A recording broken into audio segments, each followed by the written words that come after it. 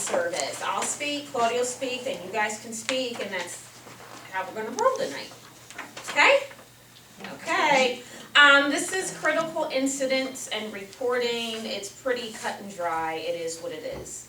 So a critical incident is obviously a very serious event. When you hear about somebody getting in a car accident and they're in critical condition, that's a serious thing. So a serious event that has to be reported.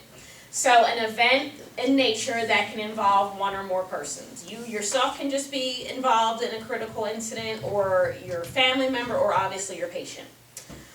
Examples could be a fall or a medication error.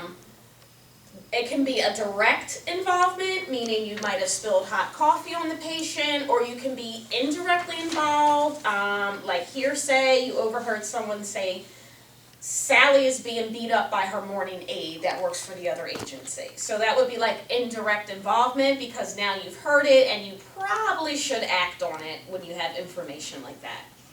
And all critical incidents have to be reported in a timely fashion. That is the most important thing. Obviously, if it's an event where, 911 has to be called, take care of that first, but make sure we know about it like right away, because we have to report it to the state. Claudia and I have to write up papers or type in information, and it needs to be done in a timely fashion. Aides, nurses, and other members of VNA are responsible for filling out the appropriate paperwork once an incident is reported. Some incidents actually may require the staff to be removed from their job until a full investigation is launched and completed. And Sam wanted me to mention this.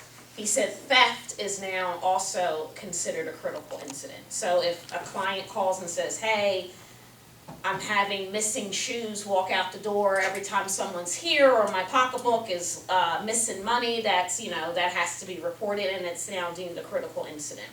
Because usually the clients call their case managers, and then we hear about it, and then of course the case manager wants an investigation and a follow-up. Okay, so you guys all have this handout that Claudia gave you. This is direct from VNA's policy, your employee handbook. It's a ton of pages. I know people don't often read them, but this is, your bread and butter. So the purpose of a critical incident: to provide systemic procedures on reporting, notifying, investigating, preventing, and management of all critical incidents. Responsible personnel, like I said, the nurses, the aides, could be the schedulers upstairs. Sometimes they get reports. So oftentimes I think they more so might get the information before anybody else does, especially if there's like theft or something occurring. They'll call up and say, I don't know, every time X, Y, and Z is here, things go missing. So sometimes they're the first to get it, and then they have to notify us accordingly. So the policy states, I won't read the whole thing, notification of all incidents must be reported to VNA Community Services immediately. An incident report is to be completed by an employee who was part of the incident, witnessed it, or became aware of the circumstances indicative of an incident, critical incident, or an unusual event. And lately there's been a lot of unusual things occurring around here and among the community.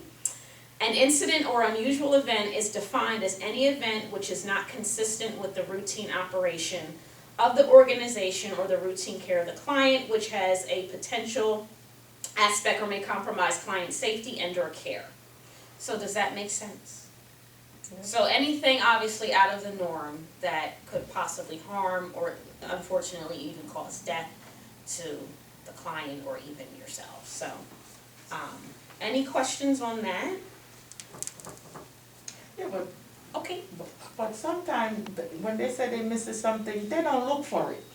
And then they blame people, and then like 2 days later they find it. Well, yes. So, yeah. That has happened. I've done that.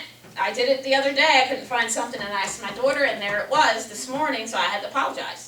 So I didn't look for it. Yeah, but some of them won't apologize. They didn't even tell you. They just Sometimes it's like an embarrassment thing or an ego. No, but then when you put it out there, make it seem like somebody take it, and then you find it and then let the person know. Right. Then that person's still like, I don't wanna come to your house and you think I'm stealing something. Right, right. Okay, so the objectives, okay, so the timeline I already said has to be reported. It says 48 hours in here, but I think it should be reported within 24, you know. I was Soon as you told can get to 48 today. Okay. With the one I'm supposed to do. Oh, okay. So. I guess some policies, but I think if you're dealing We're with, supposed to be 24 hours. We're supposed to be, Get but up to the then office if you and and I report it. have to follow through to then we have that 48-hour then leeway. there's a little leeway to, So that's why it's important. So if something happens on Friday, don't wait till Monday to call us Friday. Because then, you know, the state may say, well, why didn't you report it on Friday or Saturday? So, you know, that's why it's very important to notify us immediately. As soon as you can get into a safe situation or, you know, once you're done taking care of it, please call us right away. So you have the incident report paper in front of you, so we'll go over that. I'm not sure, have all of you ever came in and filled one of these out? I did, Or something yeah. similar if you work somewhere else? I did. Okay. So Oh, it's, you know, like I said, pretty cut and dry. Date and time of the incident, as accurate as you can get. Date and time VNA staff member was notified. So I usually sometimes fill that out because some people kind of forget, especially if they're talking to multiple people. So if you were to call Bonnie at first, you know, that's who will be the first person you notified. Name of employee reporting the incident will be yourself, persons involved. And it doesn't necessarily have to be your patient, it can be like a patient's family member that was a part of the incident. Like they came in and they threw a dodgeball at Grandpop and he fell out the chair. So, you know, extreme example, but I'm sure it's happened. No, it happened. I seen that it happened. Yeah, I mean, we work with people and they live with other relatives and sometimes it can be sketchy. Okay, so name of persons involved, address, phone number, location of the incident, client's home, or, you know, if you're out at the supermarket and they fall, I know some of you have some incidences where you're out with the client and, you know, I think Sharon, you had one who fell at the market. Oh, yeah. Yeah, so, you know, that's, reason for presence at location of an incident, usually you just write, you know, you were ordered shift. I think that's what everybody fills out, you know. Nature of the incident. So fall, property loss or damage, other. I think for this agency in particular, a lot of it's falls. When you're in a skilled agency, most of it's medication errors. But for here, it's falls, and theft has been, last year we had quite a few theft reports, but I think here with unskilled, it's a lot of falling. Obviously, we're dealing with clients that are on a lot of medications, or they're, you know, senior citizens, so a fall is inevitable. You know, sometimes it's imminent. and property damage does. Oh, yeah, Yes, it does. That's why it's important to read the care plan, and this is why when we go to open up a case, I always say, if you have some expensive china that came from China, and you don't want anybody to touch it, please don't have the aides dust it. Because we've had clients call here and say, you know, Francine was dusting my, you know, knickknacks and she cracked one and I want my $1,000. So, you know, that's why property damage is a very important one. So. I told them I have butterfinger, so I'm not touching your stuff. I do. Which is easy to get sometimes, especially if you're doing dishes and you pick No, something with the up. gloves on and you done. Oh, yeah. Yeah. Okay, so the next part, describe how the incident occurred, and be as accurate as possible. And obviously, if you run out of room, we'll give you more paper. Identify the parts of the body that were apparently injured. This is obviously important if there was a fall. Describe what was seen or heard before, during, or after the incident. This was important for one case I had, I think last year. I think she fell. And the aide overheard her say, I feel like I'm getting ready to fall, and she told her not to get up, and she got up and boom, down she went. I think that's how it went. So the supervisor to whom the incident was reported to, it can be reported to either one of us. It doesn't necessarily have to be, you know, because it's Claudia's patient and Claudia's out.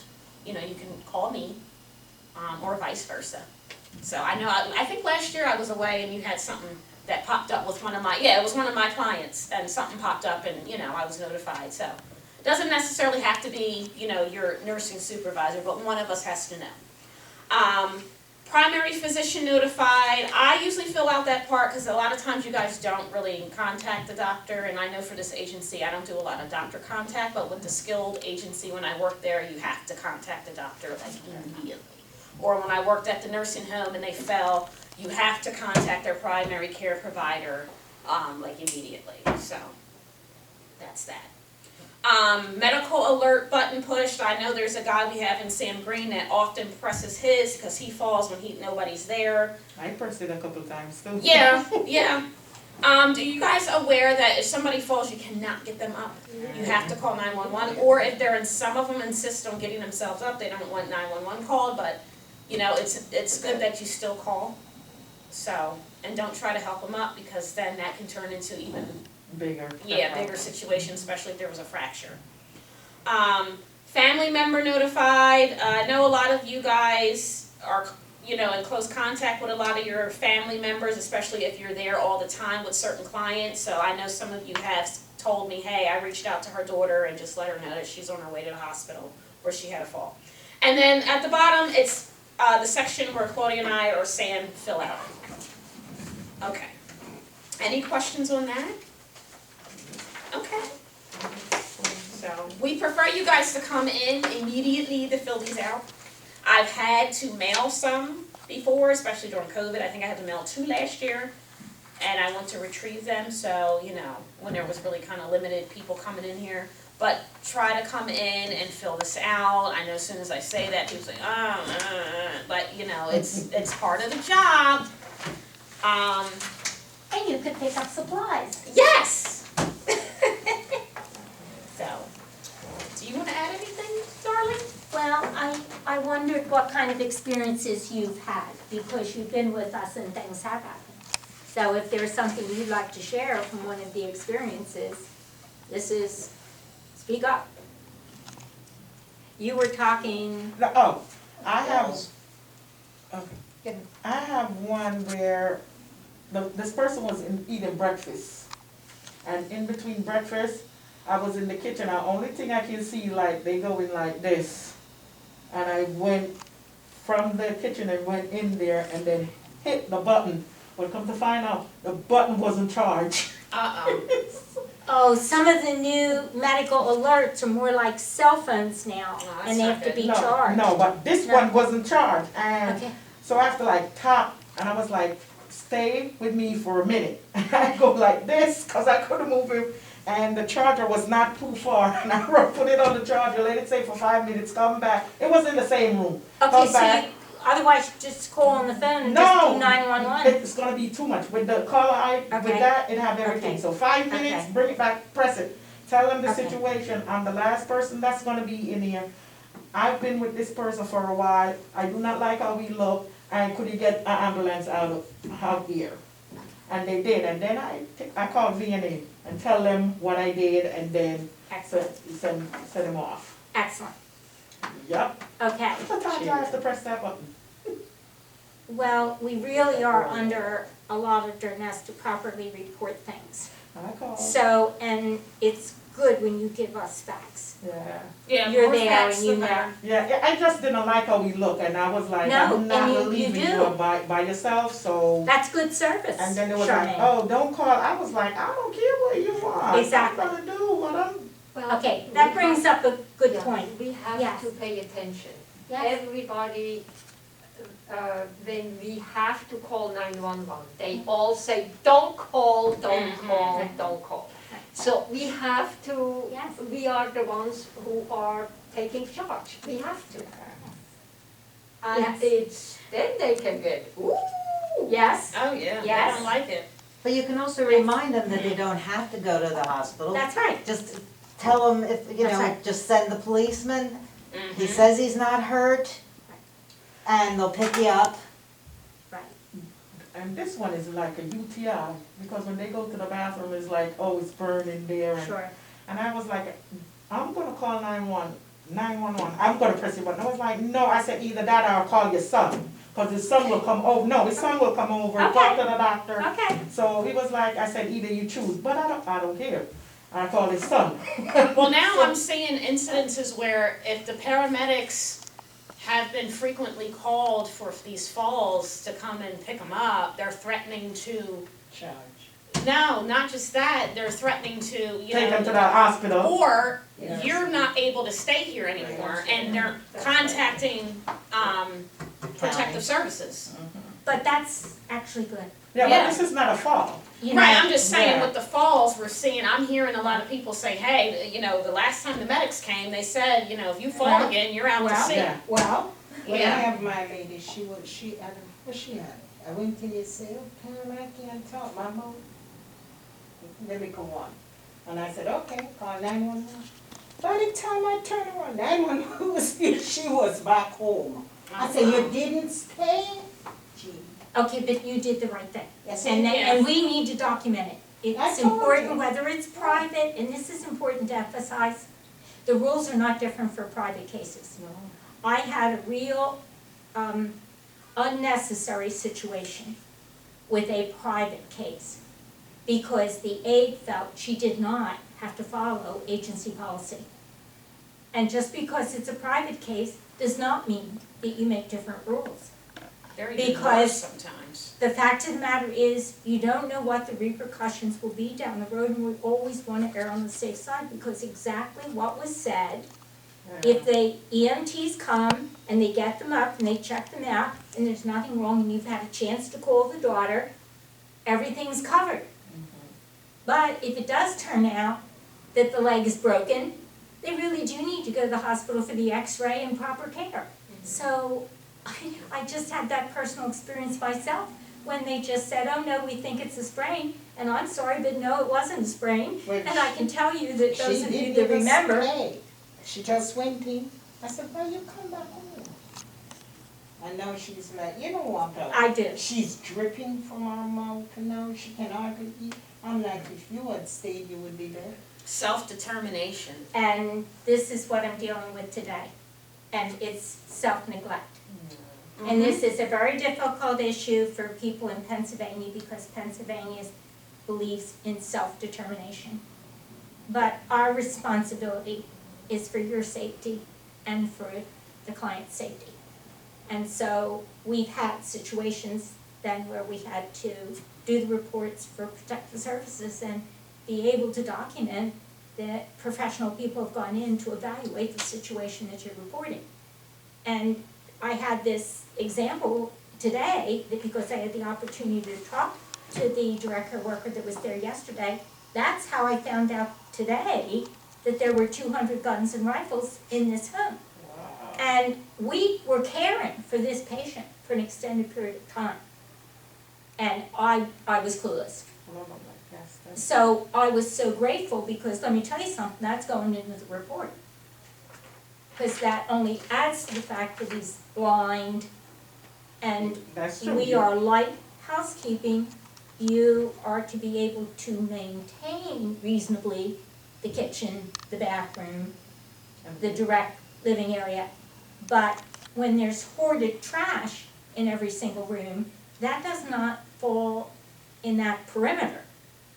And when there's not clear walking paths for the client and also for you, that to me just represents something that is unsafe.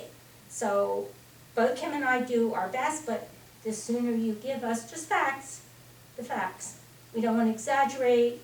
We try to want to do the best we can for our clients. We all have. I've worked with you a long time, so has Kim now.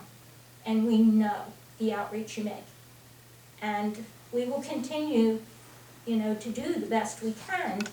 But when there are serious situations, they have to be dealt with in a professional way. Yeah, So page 2. And sometimes even candy can be dangerous. I have a client who loves candy, loves candy. And every time in the morning when I help her to get up, I'm really weak, you have to help me. I always hold on to Waist. She can't go far. And then it's the sponge bath, it's breakfast, and on the way way into the living room, then there is candy there. And the candy is hidden in different places. It gets stored here and there. And a person who can barely walk, all of a find it. sudden she Yes. is there, over there with the candy, without the walker. And I watched this Well, that's too and funny. it's pretty stable. Pretty stable, and she goes and she picks out what she likes, and then sits down and eats candy. And the next time she gets up, it's She make can't sure you hold on to it. Yeah, they use their hand. Okay, The so, candy, it just, it's funny. It's funny. She wants that candy, the rest she doesn't want that much, but the candy she wants. and I bet we couldn't arrange that in a safer place. I bet there would be no way that we Because could. she hoards it away when she walks by, she Oh, that's gets too some funny. and she puts them into her. Well, box. there is humor. Yeah, well, it's There fun, is. it's fun. So far, it was fun. Yeah. So about abuse, since Claudia brought that up. On the second page, under procedures, number 6, in instances of alleged abuse, neglect, that also is self-neglect, which we have a lot of that, I've had quite a few cases. Exploitation, I've had a lot of that. Abandonment or suspicious death, agency staff must notify Adult Protective Services or older protective services accordingly. So it's 59 and younger for APS or Adult Protective, and 60 and up is older protective services. That's why we need to know right away if you suspect abuse or neglect, or obviously if you even witnessed it. So that's very important, and that's the big one with any agency that cares for anybody, children, infants, and adults, and seniors. So I just want to point that out because that's a major Yeah, one. but majority of not, when I work with, they mostly live by themselves. Yeah, and it could be self-neglect. If they're Yeah, not that- going to this their, one. even if they're not going, keeping up with appointments, that's a form Oh, of no, self-neglect. this one is kind crazy. They're not cleaning up after themselves, or they really can't do it, but they are in denial. So if you come in and they're constantly, wet or soiled and, No, sometimes some of them is just lazy. well, that's, to me, that's also neglect. Yes. Yeah, you're waiting for it's the anticipation that I have an aide coming, or I have a nurse coming, so I'm not gonna do this. Oh, yeah. I got So that. obviously something like not doing the dishes is different, but like physical, like they're not taking their medicine, they're not washing, they're not clipping their nails, they're just completely letting themselves go. That Yeah. is, self-neglect. So that's a pretty serious situation, and I think we're finding more, especially with these hospitals throwing them out so fast. So. I think something about the theft issues too is that maybe something isn't obvious to Kim and I when we do the original assessment, and it becomes obvious to you when you're working with it. I had one Roslyn case I opened, and there were 20s all over the tables, all over the place. I might have thought it was a bookie joint, I don't know whether I was right or wrong. But the fact of the matter is, you may see things we don't see initially that are kind of red flag. And so if you speak to the person and say, we really advise you to put this away in a secure place, also let both of us know, so that we realize you've spoken to the issue. Because then we get the call, and of course, fortunately, in the 21 years I've been here, the watch fell off the night table into the shoe. The jewelry was in the sheet. She was so tired she went to bed and didn't get it on the bureau.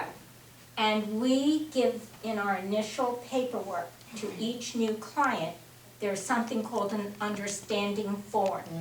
And it's very specific, and it deals with the fact that we are not to pick somebody up from the floor, and it also deals with things of value.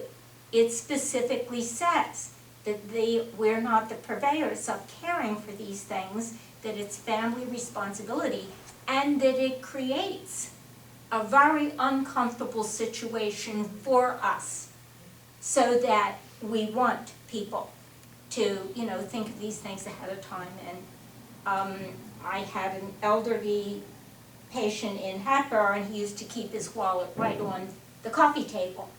And I said to Ed, I said, this is unnecessary, because then anything, you know, oh, well, I have to pay the guy that does lawn. I said, there's no reason why in your motorized wheelchair you can't secure this in another area. It just makes it more comfortable for everybody, you know? So we're a team together, very much so in all of these areas. It's nothing like walking into a patient's house and they had $20,000 just sitting on the bed. Oh, jeez. That happened to a private pay, I don't do him anymore, but obviously very well off to do man, retired engineer, and his wife was a retired traveling college professor, and they lived in a very fancy apartment. And he had a cleaning service, and he had me that would come, and when I got there, the lady from the cleaning service said, I want to show you something. And I was not, well, what is this? And she said, I want to show you something. And she walked me in the room, and he had all this money sitting out. And she said, I want to witness here when I confront him that this needs to go away. And, you know, we did that, and I said, I'm not sure this is a good idea for you to have all this money sitting out here.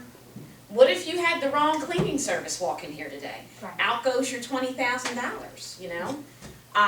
So But sometimes. he had it because he was on his way, he was traveling to Jerusalem, this was pre-COVID. Traveling to Jerusalem, and he was getting the money turned into traveler's checks. But I said there has to be a better way to store, I mean, it was spread out, like you said, a bookie joint, and it almost looked like something was going on here. But that's, you know, and theft, a friend of mine who's an attorney said it's defined as a crime of dishonesty. It's very embarrassing when we get a phone call and stuff is missing, and then we get the staff in here and the story's not adding up. It's embarrassing. No, but sometimes, like I said, they misplace things. Right, Yeah. You and say that's to them, embarrassing for them yeah, too. but, Yeah. No, but when you call the agency and say, this happened, and then after you find it, and, how you think that person feel when you say, somebody come in there and take my stuff? Well, we had You an can't do example that. right in Moreland Towers, Yeah. and then the aide would not go back. Yeah, but it's still. And I understood. She just felt so, and I knew that it wasn't somebody I would ever, you know, question anyway. But because the client came on so forcefully, say, and then when she tried to retreat, when she found it, the damage had been done. Or then sometimes they say, oh, you put it back. Well, it. Yeah, they do that too, like, oh, When you came in people here only get magically service once a reappeared. week, they can't Yeah, make you're statements right. like that, but, You know? So, yeah. Or sometimes you ask them, because if they have a things and they give it away, and then did you see this? I'm like, oh, that's another thing, I'm glad you bring that up. Yeah. Please, Yes. don't, and I had this Yes. happen a couple years, when I first started here. There was a client who gave a weed whacker to somebody, and of course, a couple months later, she wanted the weed whacker back, and the aide gave the weed whacker to another person. Don't take anything No, from I the don't mean clients. by No, you I'm give just the saying, client- I'm glad you brought no, that up. I don't mean they give the client it. They will give it to a friend. Right, Or somebody, or and they, look, or the the aide. clients get happy or excited and really like you and they give you stuff, don't take it because then they'll accuse you of stealing it. Or their daughter will say she wants it back. Yes, And that might exactly. be more likely. Yeah. Or then they'll decide that they don't like the convection oven that their daughter got them for Christmas and they really want the microwave back, and that happened. Yes. So that's why, And you something know, we like that just, stupid can turn into an incident. Yeah. So it's just very important to report these. We have quality assurance meetings every 3 months, I think. And Sam does a very good job with addressing what was reported. I don't think we've had a lot of things reported in the last time, but I think this go around we might have some stuff come up. So it has to be reported, you know, and we try to, Sam keeps an accurate record of it so we can, you know, trace, and then also how can we prevent things from happening? You know, we can't control the person that always says, you know, oh, well, when she came here, she took something, you know, that we can't control that. But falls we can kind of try to prevent. You know, just making sure everything's in a safe. I had an incident last week. I went up, the daughter has an issue with hoarding items, and she buys a lot of stuff from the antiques. And she has these big giant objects, and I had to report that to the case manager because her father can't get in with his walker, and the aide can't get in the front door, she has to use the back door, I had to come through the back door, and the backyard is getting filled up with stuff. So certain things we can't control, like something like that, that's a mental thing. But we can try to prevent by getting other people involved. So I reached out to the case manager. Case manager has a very good relationship with her, and contacted her, and I'm not sure if the big giant treasure chest is still at the front door. But, you know, things like that, we can try to be proactive, you know, let us know, you know, you walk in, this aide called me directly and said, hey, I think you need to come up here and take a look at this. And so call us directly and let us know, because if we don't, you know, we're not mind readers, we don't know what's going on, you're our eyes and ears out there, so. Thanks for coming today. Yes. And thanks for your service. So, let me have somebody pick a